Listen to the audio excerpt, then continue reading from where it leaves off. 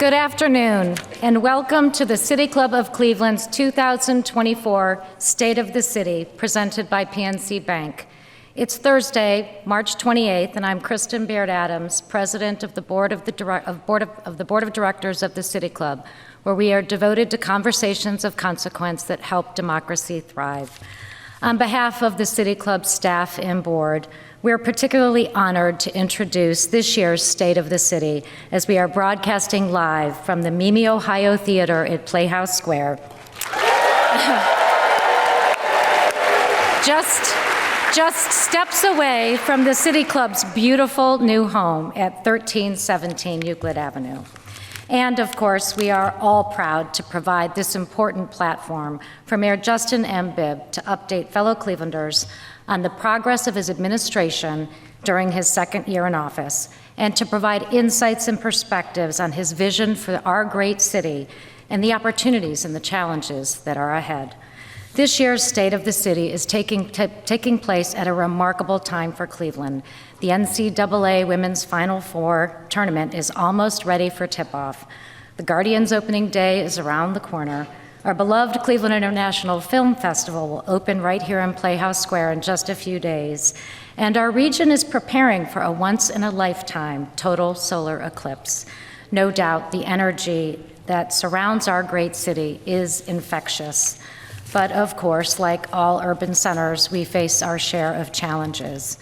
During his first State of the City address, or his last State of the City address, Mayor Bibb discussed his vision for an early progress toward keeping Clevelanders safe, jumpstarting business development and job growth, and driving catalytic development, redevelopment, and educational access and interventions that create opportunities for and lift up residents across all of Cleveland's neighborhoods.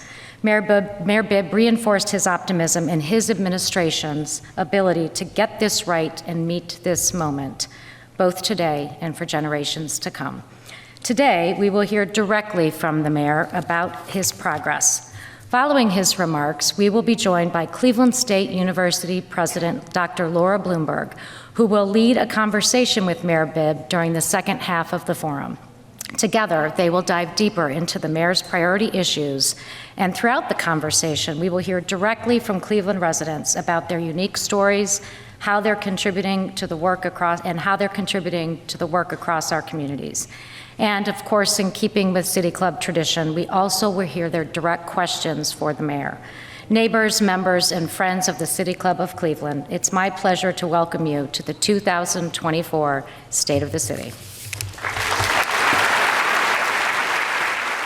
We are the CLE, the place where peace drips from the millions to the marginalized. And just like Maya Angelou said, still we rise. We're from the places where there are no words. We find places to ad-lib. We're from the place that has a mayor in Justin Bibb. Serving as your mayor is the honor of my lifetime, and I'm grateful for your partnership and support of the work we do here at City Hall. Mayor Bibb has a vision for engaging not only our audiences to come to City Hall for the things that they need to do, but really to come to City Hall to engage in discourse, to see beautiful works of art on the wall, and to think about the ways in which the city engages with arts and culture. The Transformative Arts Fund is a piece of legislation that was co-collaborated and created by Mayor Bibb with City Council to provide artists in the city of Cleveland and institutional partners the opportunity to apply for grants to produce brand new works of art within the 17 wards of the city of Cleveland. This is incredibly important because we want our artists working in our communities. We want to highlight their brilliance and their creative genius. At the heart of our guiding principles lies a dedication to serving Clevelanders and placing them at the center of all we do. Cleveland is in a transitional state. And it's something that is exciting. If you think about it, we have a new mayor who is pushing a lot of strong initiatives and programs and wanting the city to grow and flourish. We have a new CEO who again is pushing a lot of new initiatives for the district and wanting us to grow. So we're almost in a renaissance moment. We have a group of first graders right now where we are partnering with Habitat for Humanity because they wanted to find a way to give back to the community. This was not teacher driven, this was from our kids, and again, in first grade. So they're actually gonna be, Habitat for Humanity is coming to Harper, and our kids are gonna be working with the lumber and putting in the work to provide a future home for different families. That initiative started through a friend that I gained in the work, and a gentleman named Joe Black, who approached me one day and said he had a program called the Reverse Ride Along. When he was giving me the breakdown, he explained that it was a new initiative where they took cadets who were getting ready to graduate from the academy and had them drive throughout the neighborhoods that they were soon to potentially be policing, giving them opportunity to meet different stakeholders in the community, to meet residents. I wanted to do something impactful from a youth standpoint. So we had a conversation and came up with the idea of having a youth-led training as one of the stops on the Reverse Ride Along tour. As always, public safety is my top priority, and we are seeing positive results coming out of our Raising Investment in Safety for Everyone initiative, aimed at fighting crime through collaboration and improving police recruitment and retention.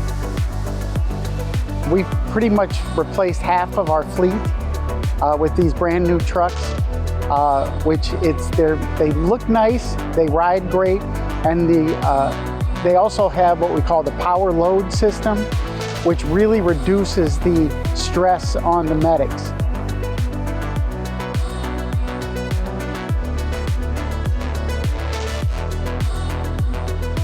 Coming here every day, it's not easy at first, but you get used to it, you enjoy it, and I pretty much wish to end my career here. So that's what's going to happen with me, and hopefully my coworkers feel the same way.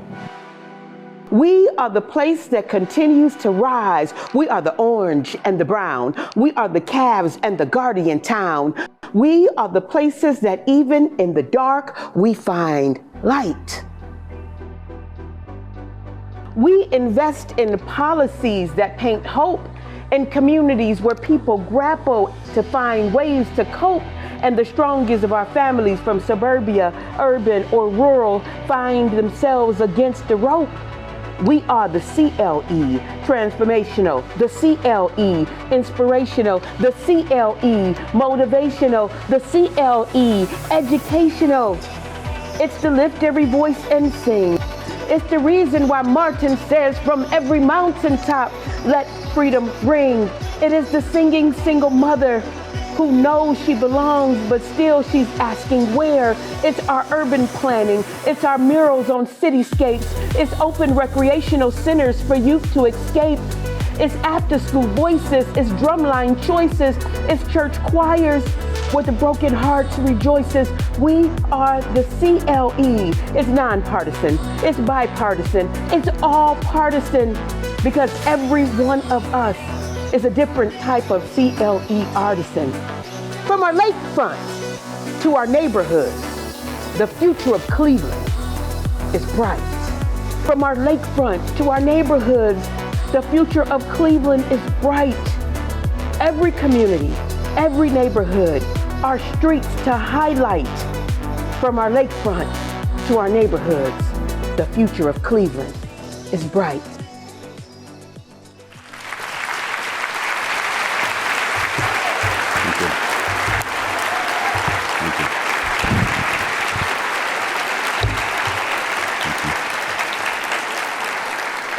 Good afternoon, Cleveland. Thank you so much for joining me here at the beautiful Mimi, Ohio Theater for my third State of the City address. We are currently in the country's largest performing arts center outside of New York City, in Cleveland, folks. We forget that too often. That deserves a round of applause.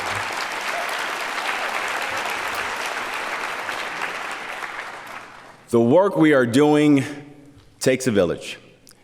Transforming our city takes many, many people working hand in hand. Now, I won't be able to recognize every one of you today, but you know who you are and what an important role you play. First, to the City of Cleveland team, together we've overcome challenges and come together as one force for change. To the nearly 8,000 of you, you are the front lines.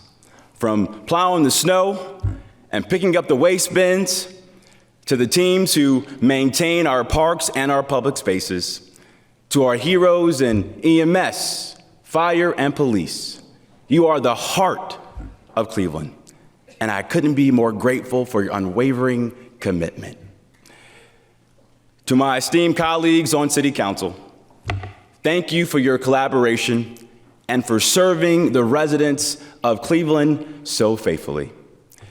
Together, we pursued an ambitious agenda that puts Clevelanders first, and I am proud to work alongside you. And special thanks to our incredible county, state, and federal partners. We work together every single day to keep this ship steered in the right direction. Because if Cleveland thrives, our region thrives, our state thrives, and the country thrives.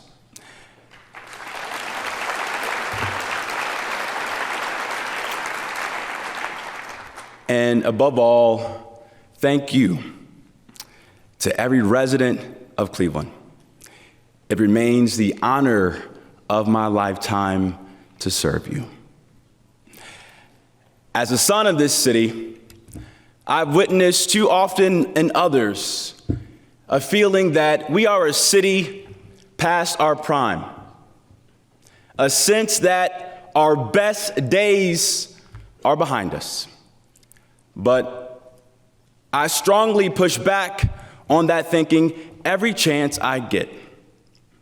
It's a big reason why I ran for mayor in the first place. We may forget it, but Cleveland once had more inventors and more millionaires than any city its size. Cleveland dominated entire industries and created new ones too. Our entrepreneurial spirit is alive and well, but we've just lost some of our confidence. But it's time to regain it. Because I'm confident in the Cleveland of today. I'll say it again, the second largest theater district in the country. The first major American city led by a black mayor. The birthplace of rock and roll and a global hub for healthcare, innovation, and so much more. I feel this energy when I'm walking in our neighborhoods. I feel it in our classrooms among our young people. I feel it in the corridors of City Hall. We are taking on our biggest challenges with urgency every day and investing in our city's future for generations to come. This is our moment. I took office with a fresh perspective and energy to build a city hall that works for you. But before you can tackle big things, you need a firm foundation. Just give him a second. Give him a second. Give him a second. Give him a second. Give him a second. Since October 7th, you have not rescinded your support. Thank you. How many Palestinians? Let's clap our hands for freedom of speech in this country. That's why I love America so much.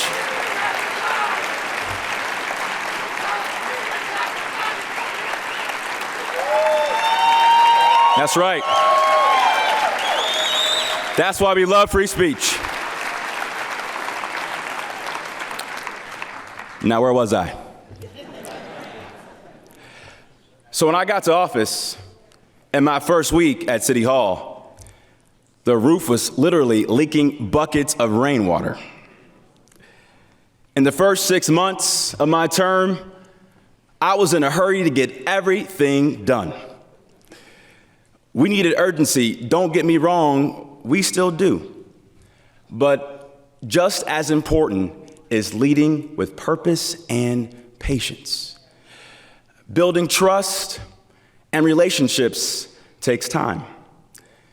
Understanding the complex issues our city faces takes time. We can't win by rushing to the finish line. This is our movement, and we have to move as one. To that end, we just completed a 10-year strategic audit focused on bringing our city operations into the 21st century. We did a deep dive with staff from across the enterprise to develop a roadmap for meaningful change. We're making the easy things easy, like streamlining the payment process for our vendors and contractors, because it should not take months to pay somebody to cut the grass in our city. We're also digitizing the procurement process and adding self-service options for things like birth and death certificate requests to make it easier for residents to work with the city and access the resources they need. And for the first time in decades, we launched a new and improved website that's mobile-friendly and built with residents in mind.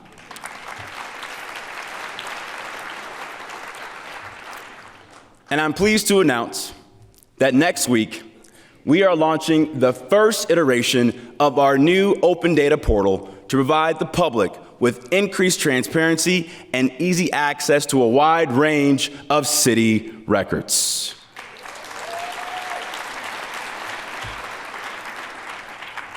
Promises made, promises kept.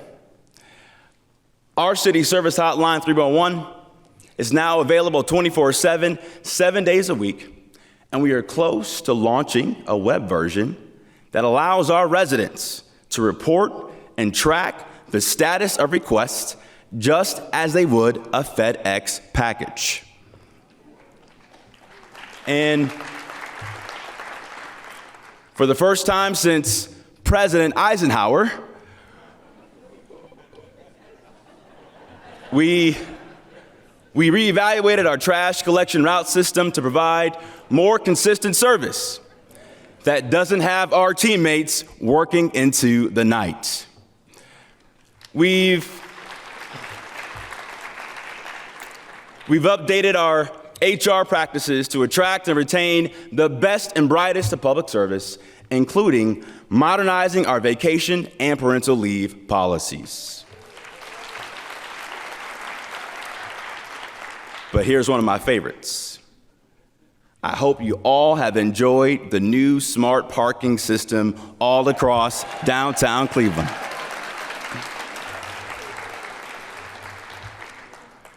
You see, you have to get the basics right. And as a son of a cop, nothing is more fundamental to me than public safety. If we can't build a Cleveland where every resident feels safe and trusts law enforcement to answer in their hour of need, we can't achieve much else. Safety comes first. It will always come first. The Warehouse District shooting last summer was devastating. Another act of senseless gun violence. And despite the state tying our hands, we need to exhaust every option to prevent these tragedies in our city. One of the ways my administration has responded is through our RISE initiative, raising investment in safety for everyone. RISE is an all-hands-on-deck approach to both stop crime before it starts and guarantee an effective response when it occurs. In collaboration with local, state, and national law enforcement agencies, we've made hundreds of felony warrant arrests and confiscated scores of illegal guns endangering our streets.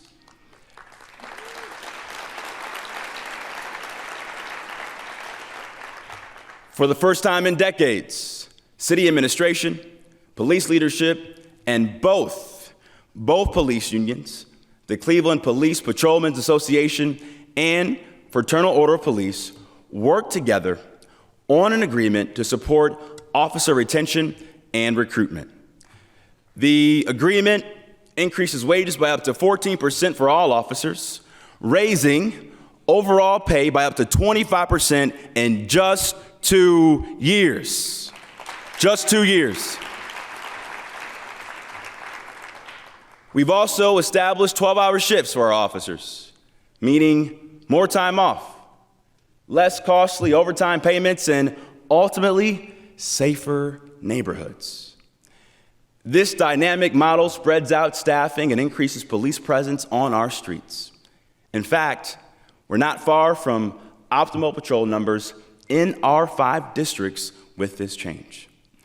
We've also raised cadet pay, added new reimbursement options for state-trained certified cadets, and increased the maximum age for recruits to help us bring the best talent to Cleveland. Not just to fill our ranks, but to build a force that our city can trust to answer the call. And it's working, Cleveland. Applications to join the police force are up by 45%. And this past Monday, I welcomed a new class of 52 cadets to the police academy. This is larger than the previous 4 classes combined. We've also doubled the number of social workers in our co-response teams across every police district. And in 2023, our crisis intervention team resolved more than 4,800 interactions without an arrest or citation. That's nearly 100% of the calls they were involved with. And we know that not every police call warrants a traditional response, and it's critical we provide the mental health support our residents deserve. And I would be remiss if I did not mention the major investments we've made in EMS. 19 new ambulances hit the street last year, and we're also implementing a lateral transfer program where paramedics with at least 1 year of experience will be paid $27 an hour upon hire.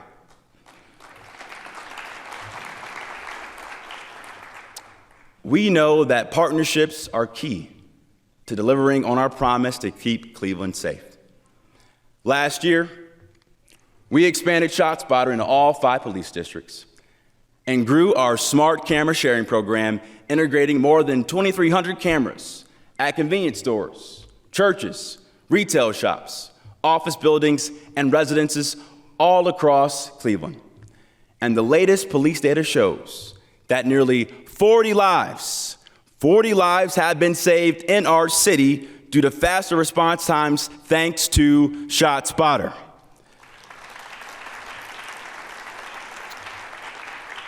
Cleveland Police also work with the ATF and other agencies to tear down multiple gun trafficking enterprises. And just this summer, we'll be launching our new Crime Gun Intelligence Center right here in Cleveland. And the data shows these investments are working. Homicides were down last year for the 2nd year in a row. And since the pandemic, homicides have decreased by 14%. 14%. And our homicide solve rate is currently close to 80%, significantly higher than the 55% national average. This This is what modern, intelligent policing for the 21st century looks like. This is how we solve cases and save lives in our city. But when we grieve for the victims of gun violence, we too often neglect the effect it has on the families and friends left behind. Organizations like the Brenda Glass Trauma Center do inspiring work to help survivors of violence piece their lives back together. But this work shouldn't be needed as much as it is in our city. This year marks a somber anniversary. 10 years since Tamir Rice was killed by a Cleveland police officer while playing with the toy gun in a city park. That's right. That's right. A 12-year-old boy doing what 12-year-old boys do. Endangering no one, hurting no one. Let him finish. Let him finish. Let him finish. Thank you. Thank you, sir. Okay, now where were we again? His mother, Miss Amaria Rice, who is here with us this afternoon, continues to fight for justice. Since Tamir's murder, Miss Rice has committed her life to Tamir's legacy as a catalyst for change. And we are committed to honoring Tamir's legacy through community oversight and police accountability. Now, I want to be crystal clear that as my administration works to support, recruit, and retain officers, we remain steadfastly committed to police reform and doing the hard work to get out from under the consent decree.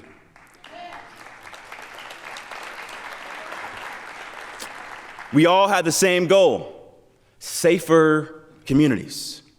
But a safer Cleveland needs comprehensive gun reform and tools to crack down on illegal gun trafficking.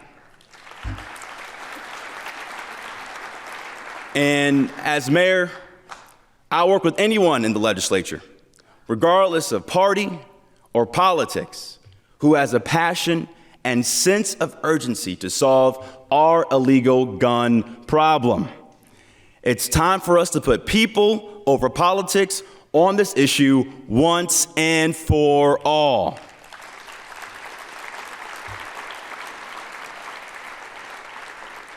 And I know we can work together. I've seen it with our state and federal partners. I've seen it with the success of both RISE and our work with Republican State Senator Nancy Manning to pass Senate Bill 88, erasing the records of thousands of Clevelanders with minor marijuana possession charges, eliminating barriers to employment, and giving people a second chance that they deserve.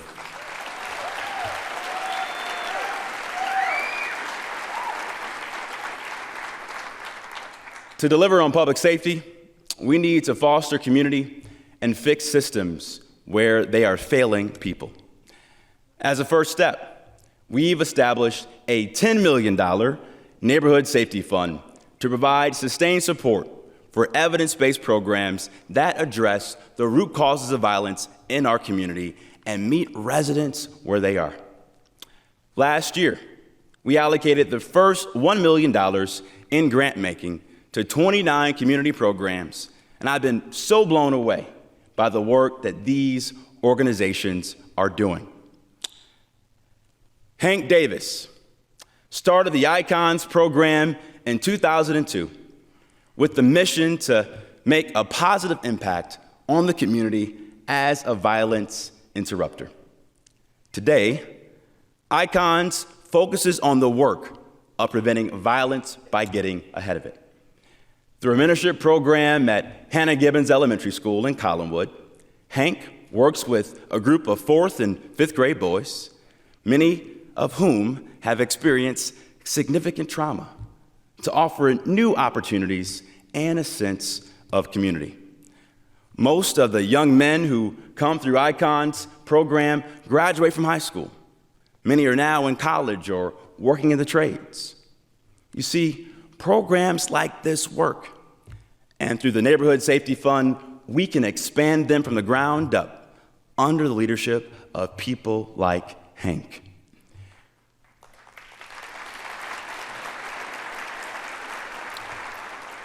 We need to recognize the stress our young people live under. After last year's roundtable with the U.S. Surgeon General, County Executive Ronayne and I launched the Youth Mental Health Workforce Development Sprint Task Force, which will roll out its recommendations on April 11th. We're also convening a student council of young leaders to hear directly about the challenges they are facing. But it's not just mental health, it's physical too. For the past year, I've been advocating for a ban on the sale of flavored tobacco products in our city.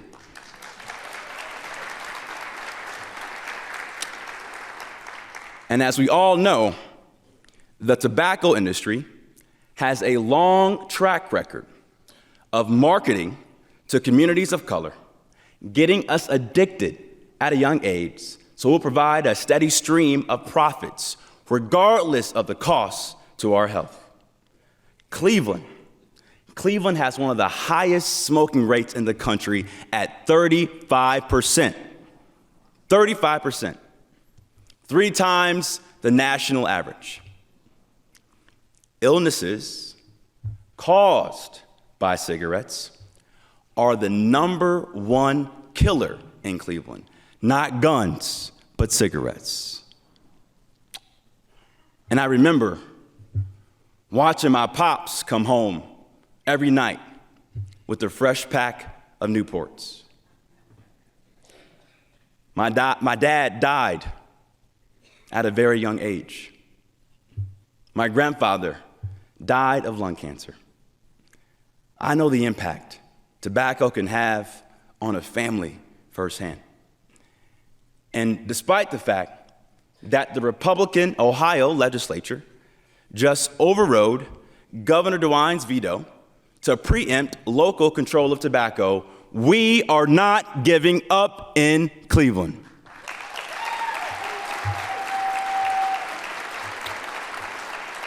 Nationwide, Ohio has the second highest number of cities declaring racism a public health crisis.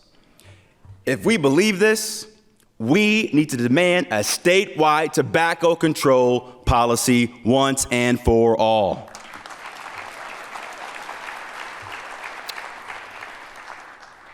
Next to health, the most important thing we can do for our next generation is provide them with the best-in-class education system. Last year, while visiting the Seeds of Literacy program, I met Melissa, who, at 9 years old, told her teacher she wanted to be a Pulitzer Prize-winning writer. And instead of encouraging this path, her teacher said this: "You people should cook or clean houses." Let me say it again. You people should cook or clean houses. Think about that for a second. Discouraged, she dropped out of school. But years later, after raising a family, she went back to school in her 50s. And today, Melissa is a published author.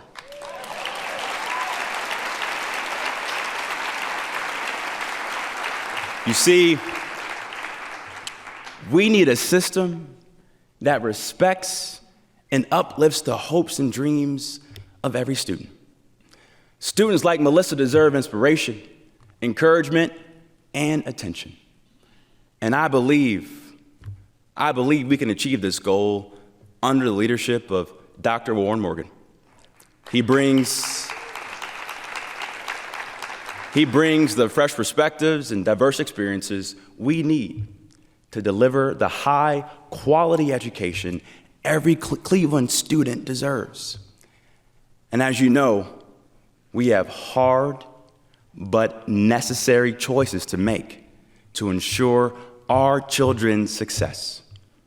CMSD deserves our full support and partnership to keep it on the right track. We must all invest in the future success of our schools. But we can't continue to operate with an outdated building footprint. Realigning our vision for our schools won't be easy. But know this, students will be at the center of every policy.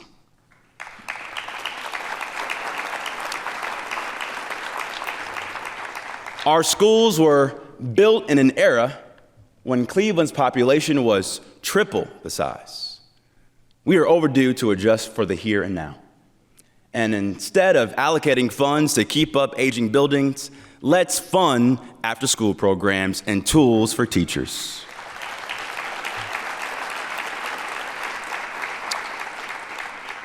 At Rhodes High School, the cheerleading squad told me they had to raise their own money for uniforms.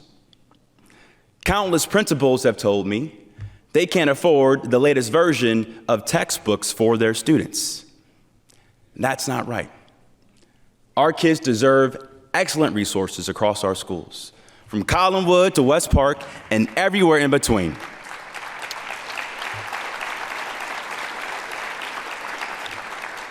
School leaders should not have to choose between cutting programs and keeping the heat on.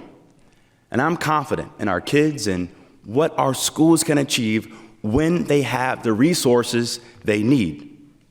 Again, it's the basics, keeping kids safe and healthy and making sure they have mental health support, the tools they need in classroom, and internet access to do their homework. Change happens block by block, street by street.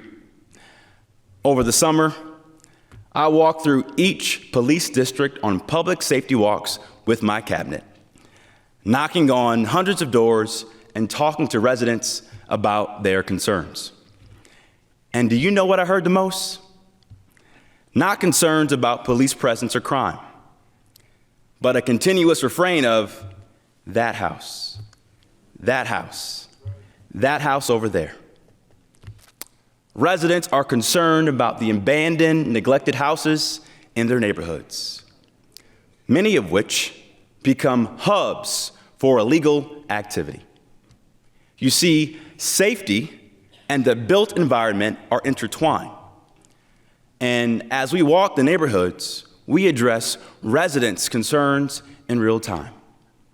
Identifying a code enforcement issue or public safety issue at that house can turn around an entire block and in time transform an entire neighborhood. One such story came to us from Mrs. Richardson on Torbenson Avenue. The lot next to her was plagued by illegal dumping of trees and construction debris.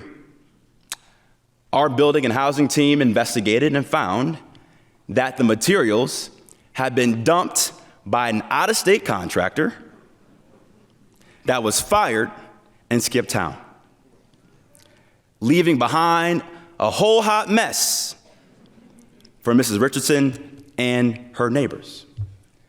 Our inspector not only helped secure a new contractor, but also found one that worked with neighbors to make sure things got cleaned up and stayed that way. This is how we create the conditions to restore hope in our communities. Last year, we began a cleanup project on Kinsman Road. Efforts as simple as picking up trash and planting trees inspired a whole group of neighbors to continue to keep up the street. Hope has the power to create change. And it's a great example of why I'm so confident in Cleveland. Progress is sometimes as simple as picking up trash. And projects like this are popping up across our neighborhoods. Last year, we launched a citywide parks and recreation master planning process, the first in our city's history. Collecting resident input, we found that half of Clevelanders don't frequent our parks or rec centers due to quality and safety concerns. This startling finding inspired us to act with urgency to address neglected playgrounds, pools, and parks, the foundation of growing up in a neighborhood. We allocated $30 million in American Rescue Plan funding for capital improvements to roadways, playgrounds, parks, and traffic calming efforts all across the entire city. Again, we dialed in on the basics to work smarter, updating our snow and ice control service with route optimization technology, and adding an additional paving crew to perform in-house road resurfacing. Already this year, the Division of Streets has recycled over 600 tons of asphalt for road and pothole repairs. Thank you, Frank Williams. And that's before the plants are even open for the regular season. Our public works teams are knocking it out of the park. They picked up over 6,700 tons of illegal dumping debris off the streets last year. And for that great work, I awarded the Illegal Dumping Task Force with the inaugural Mayor's Innovation Award. Some of them are here this afternoon. Let's show them some love. Let's give a round of applause if we can.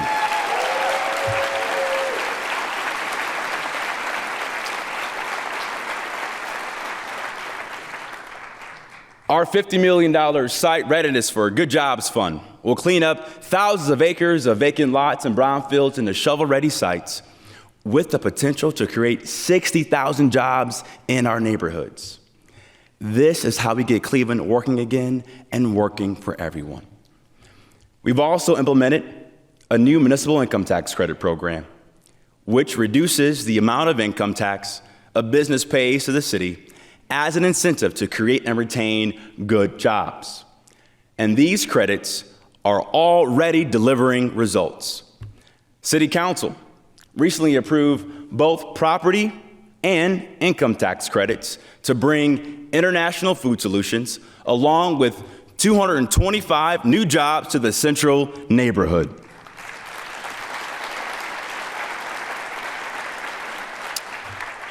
In addition to job creation, the company has committed to robust community benefits under the city's new CBA law, including child care subsidies, food donations, a pocket park for the community, and so much more. And these aren't the only new jobs coming to Cleveland. Frontier Airlines just landed a new crew base at Cleveland Hopkins Airport with more than 400 new jobs, generating nearly $80 million annually in local wages.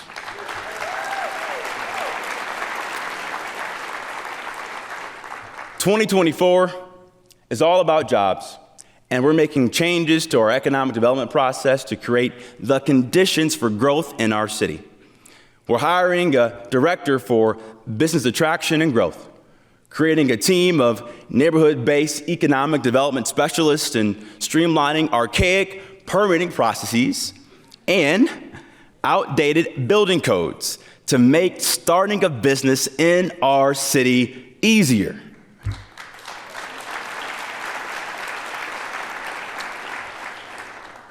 Family-sustaining jobs that make home ownership possible are the key to building generational wealth. There's a reason owning a home is the American dream. It certainly was for my grandparents when they moved up north from the segregated South. But we have an aging housing stock in Cleveland. Too many of our seniors and residents live among blight and decaying conditions. Last year, we allocated $15 million to make overdue home repairs. These funds will also go towards accessible loans for lower-income homebuyers and minority developers. But it's not just homebuyers. City government has fallen short when it comes to protecting renters from absentee landlords.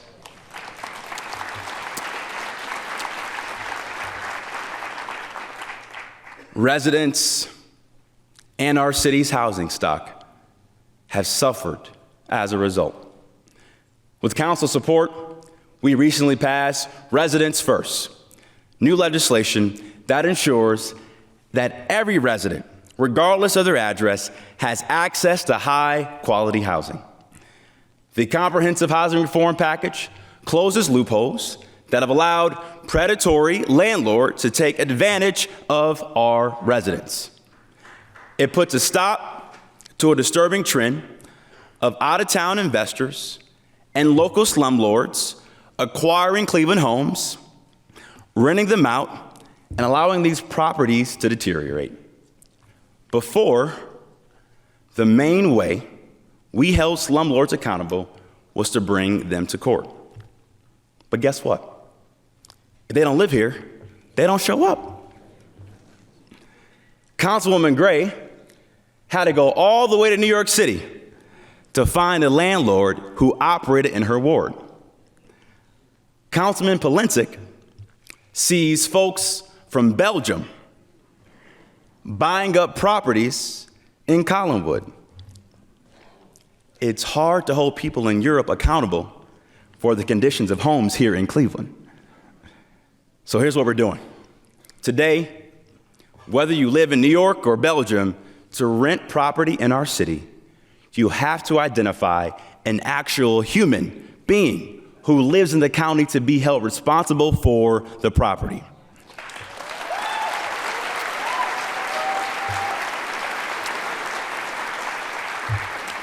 And we're going to start issuing fines against landlords that don't keep their property up. Just like parking tickets, when you get a parking ticket because you parked in front of a hydrant, you move your car. Predatory landlords have been getting a free ride in Cleveland. Those days are over. Over.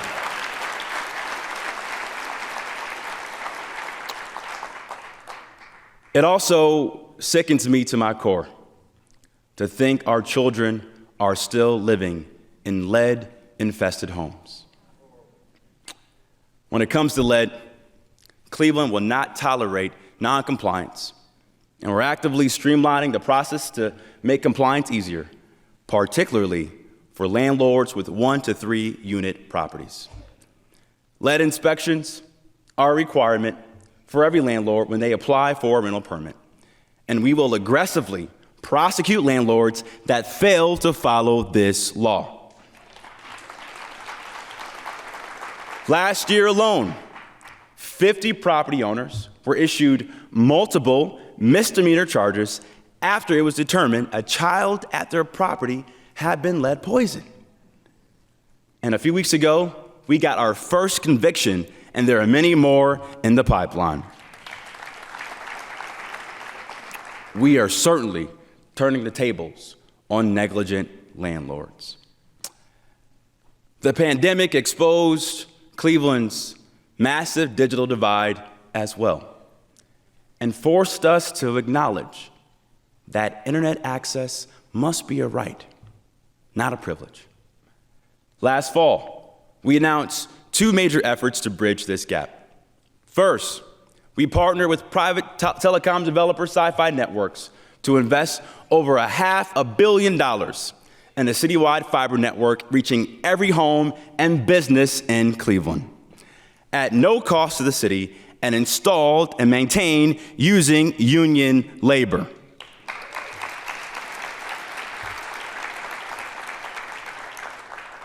But I couldn't ask our residents to wait 7 years for broadband access. The need is too urgent.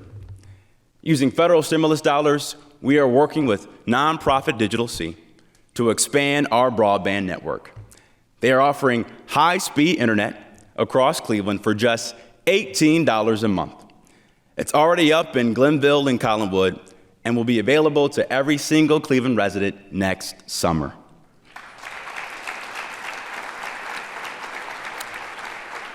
And thanks to the state of Ohio, Digital C just received $10 million to speed this process along.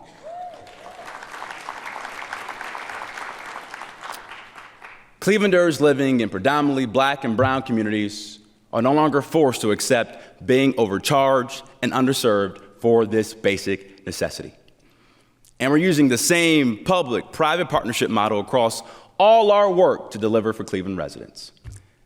We can't do it all from City Hall, nor should we. By transferring management or sharing responsibility with experts and organizations whose sole focus is our asset success, we can focus our resources on progress, ensuring our work carries on for generations to come. We transferred care of the historic Highland Park Golf Course to a local nonprofit, maintaining it as a space for Black golfers, both aspiring and seasoned, to enjoy. Now, more than a year into new management, it was ranked one of the most improved public golf courses in America.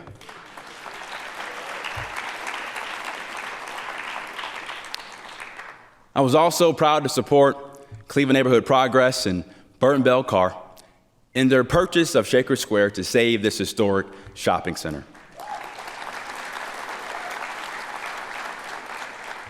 Work in Shaker Square and market corridors in Lee Harvard, Mount Pleasant, and Buckeye are ensuring our Southeast Side Vision promise is no longer just a vision.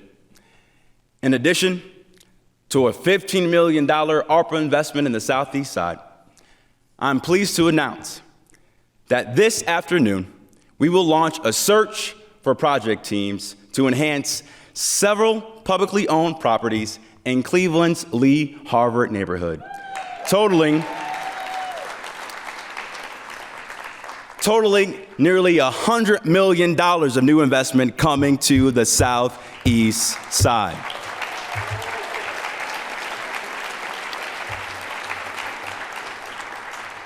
We believe that this is a model for reinvestment and renewal citywide. Renewed hope and economic prosperity have profound effects on a neighborhood. Here's one of my favorite examples. For 70 years, Dr. William Walker practiced dentistry for the Lee Harvard community. In that building that housed the family practice, his daughter-in-law recently opened Docs on Harvard, the first upscale sit-down restaurant to come to the neighborhood in decades. The restaurant is hiring folks from the neighborhood while bringing new excitement and energy to the corridor. To my Southeast Side family, I see you. City Hall sees you, and cranes are coming to the Southeast Side.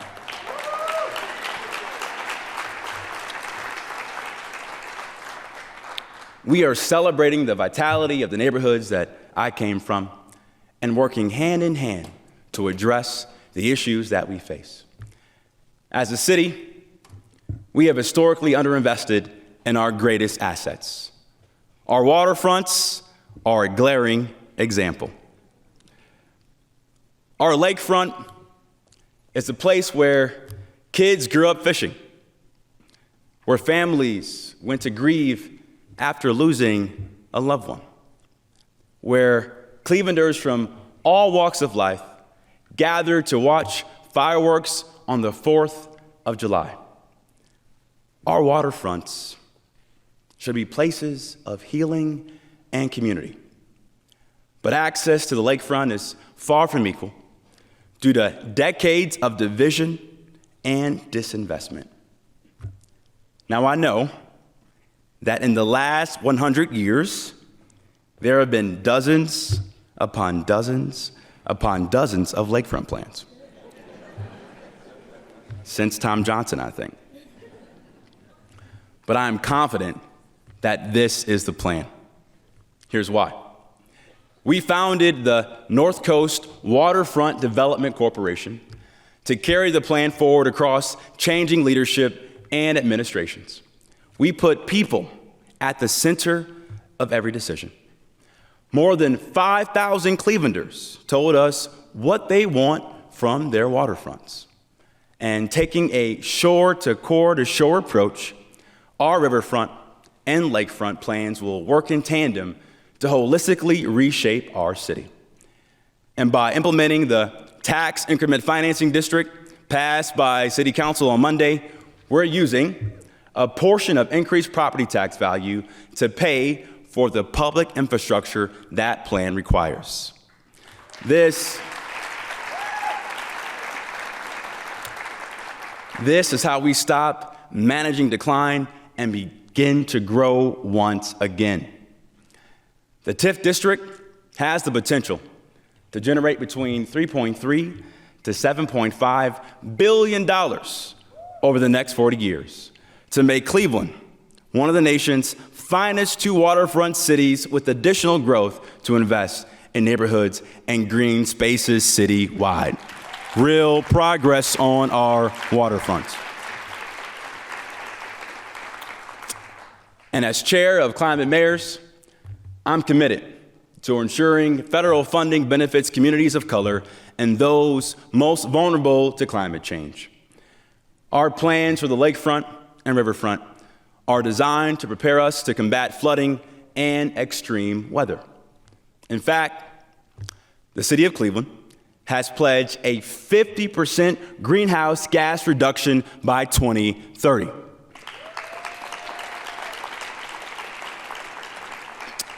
And as our nation and our planet continue to feel the effects of climate change, what we have here in Cleveland is increasingly attractive, an opportunity to grow our population after decades of stagnation and decline. This is our time, Cleveland, and people are taking notice of the transformation happening here, recognizing us as a competitive, attractive city that thinks outside the box to tackle systemic problems. You see, meeting this moment will require hard choices, but greatness takes hard choices. And over the past 2 years, we haven't shied away from our toughest challenges, and we won't start now. We've reset relationships. We've taken on predatory landlords. We've delivered on a modern city hall. We've been bold in our vision for our waterfronts and the southeast side. We've achieved real results in our strategy to address public safety. But many of the challenges we face today have been built up over generations. That's not an excuse. It's a reminder that change doesn't happen overnight. But I'm not going to tell you to be patient. Instead, I ask you to stay engaged, demand better, and be proud of the progress we are making together. A few weeks ago, during his State of the Union, President Biden reminded us that America is the land of turning setbacks into comebacks. When we get knocked down, we get back up. We keep going. Here in Cleveland, we keep going.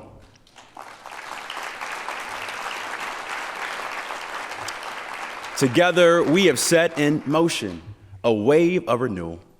We're creating new jobs, paving pathways to home ownership, improving our neighborhoods, and building a safer, stronger city for every resident. Together, we are making Cleveland a place in this country where the American dream is still within reach for everyone. The state of our city is strong, and we're just getting started. God bless you all. God bless our great city, and God bless our great country. Thank you so much. Thank you.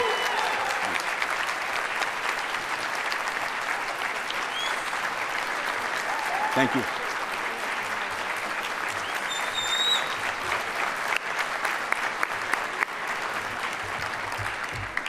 So I know we are about to move into the coffee table conversation. We have President Laura Bloomberg here. Should we give him a chance to have a quick coffee table conversation before we head out? Is everyone ready for that?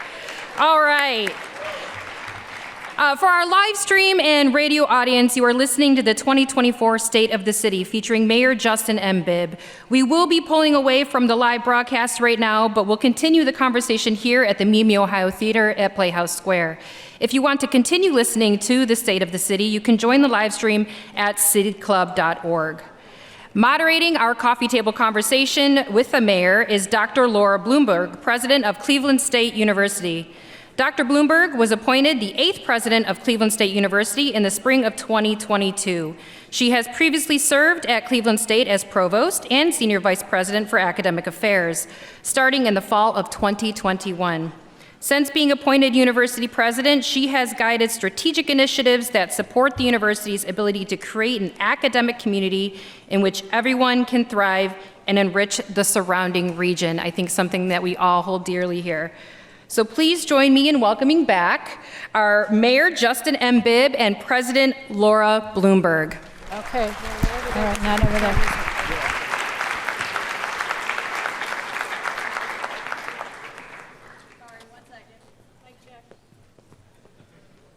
Mic check, hold on 1 second. All right, here they are. Laura Bloomberg and Mayor Bibb. Thank you.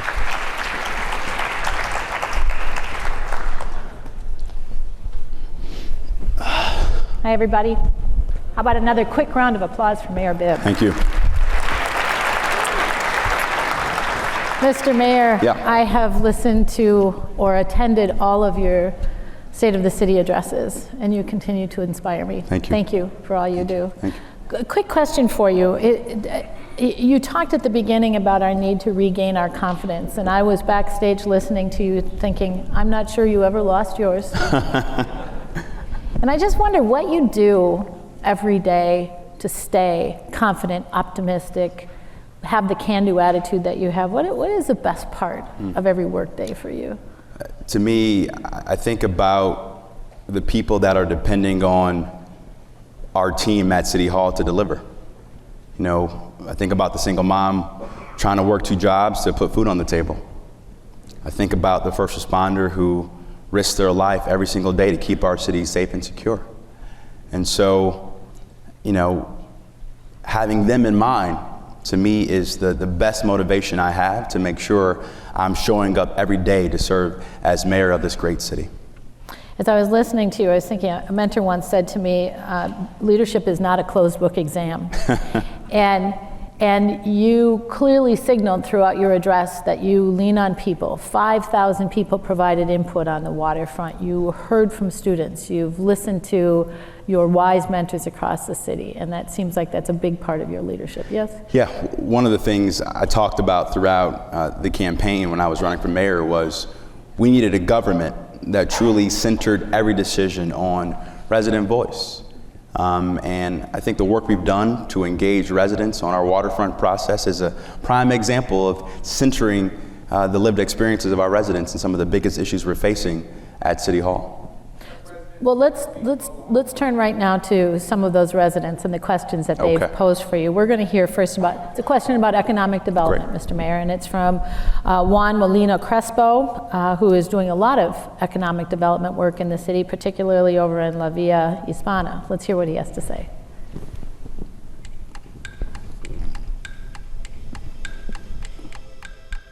My name is Juan Molina Crespo. I'm the director of Consultamos. It's critically important that the city and the region understand and completely comprehends the value of the growing Latino market. We really are part of an engine that creates economic development, not just in the Latino community, but throughout the city and throughout the region. La Villa Hispana is that. La Villa Hispana is a concept that transcends the Clark-Fulton area where we historically have been identified as residents of this particular area. But when you go throughout the west side, we have multiple businesses on Memphis Avenue. We have multiple businesses on Ridge Avenue. So my question to you, sir, is how is it that you can assure the community that your administration will create the kinds of connections with our community leadership, our organizations, and our businesses so that we can continue to help you help us? There you go. There's Thanks. your first question. It's an important question. You know, one of the things that we've recognized over the last 2 years at City Hall is historically we haven't had the right systems in place to deploy economic development in neighborhoods that was as responsive as we need to be.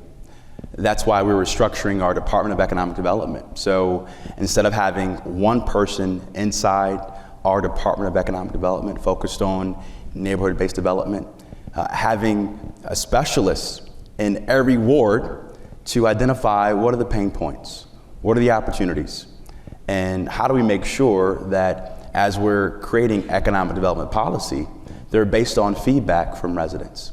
The other thing I would say as part of our modern City Hall agenda is we need to do a better job of translating everything we're doing at City Hall that reflects the diversity of our great city. Mm-hmm. And so, as I said in my State of the City address, you know, we hired Ernst & Young to help us think about how do we change all of our systems and processes, from the new wayfinding that you're going to see at City Hall that is going to be more than English but various languages, to creating mobile city halls in neighborhoods where folks don't have to catch 2 buses to come and do business with us, where they can get it done in the neighborhood. Government should come to people, not the other way around most times. And I think that's one thing we're trying to do to make sure we're meeting the conditions of our neighborhoods and residents. You recently named somebody to the CMSD school board who's a colleague of mine, a Latina woman at CSU, and every day she reminds me when I talk with her about the rich Latinx community in Cleveland, and I think about the jobs that you talked about, and I imagine that that's a priority, thinking about how we make sure that all of our cultural groups are represented there. So let's turn to public safety. You talked a lot about that, and again, those of us backstage had a collective gasp when you said 10 years. It's been 10 years since this community lost Tamir Rice. That's remarkable. A lot has happened.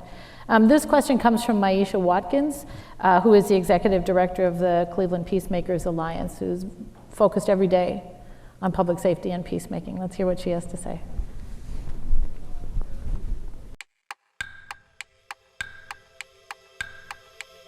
My name is Maisha Watkins, executive director of Cleveland Peacemakers Incorporated. The work that I do in the city of Cleveland and surrounding communities is called community violence intervention. And it's a grassroots practice that supports victims and perpetrators of gun violence, those who are at the highest risk of shooting or being shot, giving them solutions to reduce the barriers that put them at risk of choosing violence. And as I continue to navigate, I suppressed that moment, and I was reminded in 2020, when gun violence was really, really high and people were being impacted, that I have not been shot, but I have been impacted, and that fear allows me to show up for those who are indirectly impacted by gun violence. Mayor Bibb, thank you so much for the investment in the Neighborhood Safety Fund. That's an amazing start to community violence intervention and hoping to build off of that. My question is, how do we work together to utilize the technology of ShotSpotter to use that data to complement CVI so that we can do more intervention work that's less punitive and support those who are at the highest risk of shooting or being shot? ShotSpotters. Yeah, and you know, at the onset, I think it's important to recognize that in some cities across the country, ShotSpotter is controversial. Mm-hmm. And I've certainly have done my research on it. My cabinet has as well too. We're working with CSU to really investigate that service and that product. But I will say this, when you look at the nature of gun violence in our city and the fact that in many cases, folks don't dial 911, having that technology is so important. I talked about it earlier, nearly 40 lives have been saved because of ShotSpotter. But it's not just the technology that's important, but it's the intelligence surrounding that technology. So for example, when you see a shell casing on our neighborhoods after a shooting, because we're working with the U.S. Attorney and ATF now, we can take that shell casing data through a technology called NIBIN and trace every issue of violent crime where that gun has been involved in. That's why we have a nearly 80% homicide solve rate. So ShotSpotter is a key part of the equation in terms of giving families justice when they lose someone to gun violence. I would also say this, we have to think differently about how we police in the 21st century. That's why having this new Gun Crime Intelligence Center is so important, because if I can't get Columbus to give me more tools to pass common sense gun reform, then I have to use every tool I can to keep Cleveland safe, and I'm going to keep doing that as long as I'm mayor of this great city. So I just want to follow up on what you said about 21st century policing. Yeah. Technology is a huge part of it, right? Yep. And so where do you secure the resources for the kind of advanced technology that we must have to do this? Well, I just want to double down on that part of it, give you the opportunity to say I have to say, we are living in a very lucky moment right now, because we have a president in DC and Joe Biden who cares about American cities. And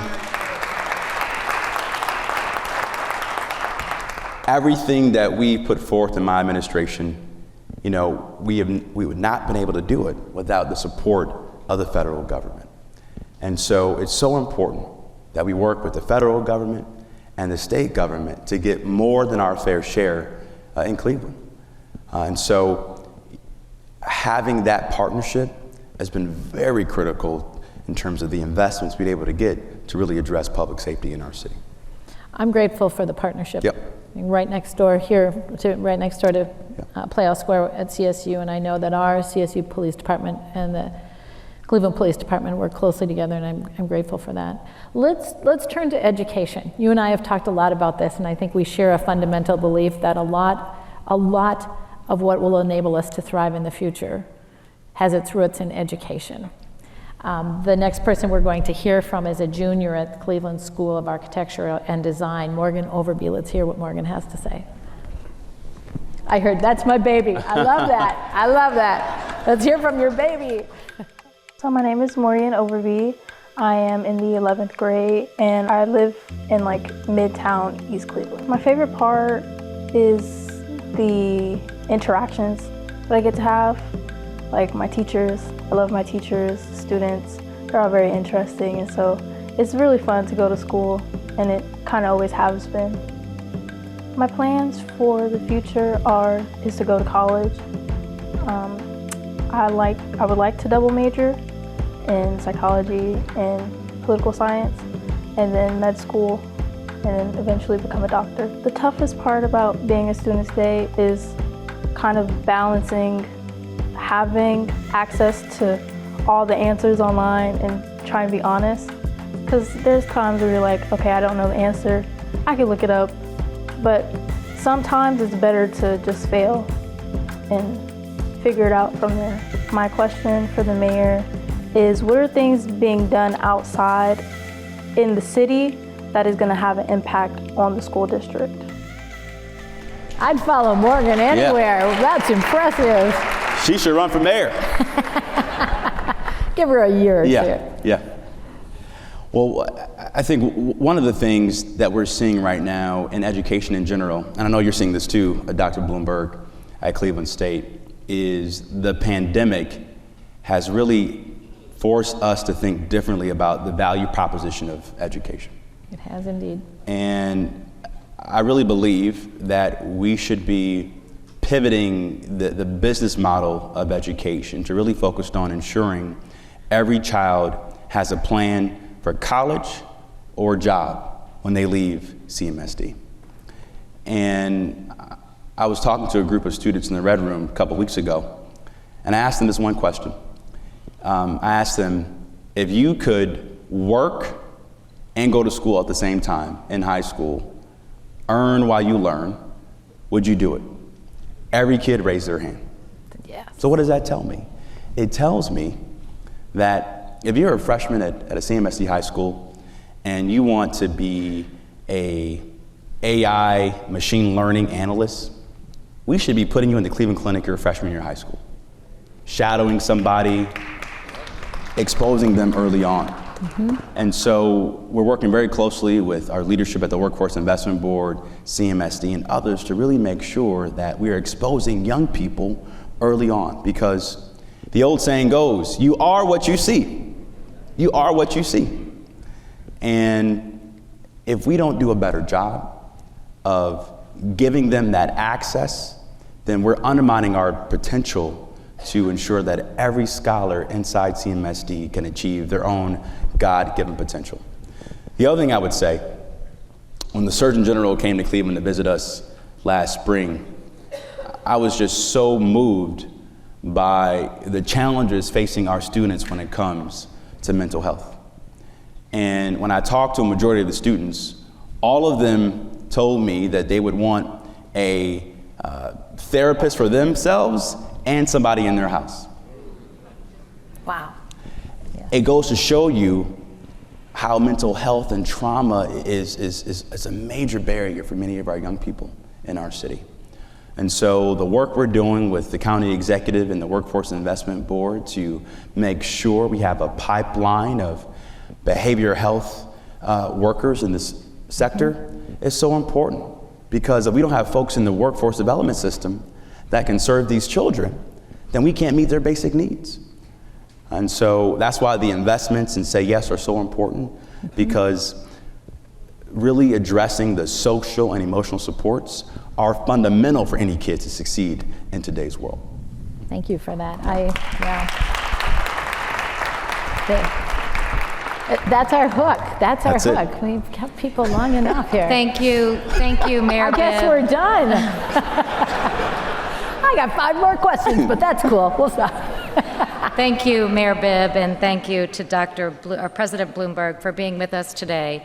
And thank you to the Cleveland residents who took the time to share their stories and their questions with the mayor.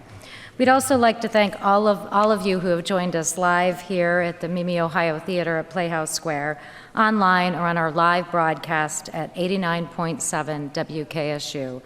On behalf of the City Club, I also want to recognize all of our partners who made today possible, including my colleagues at PNC Bank, the Cleveland Foundation, Cleveland.com, and KeyBank.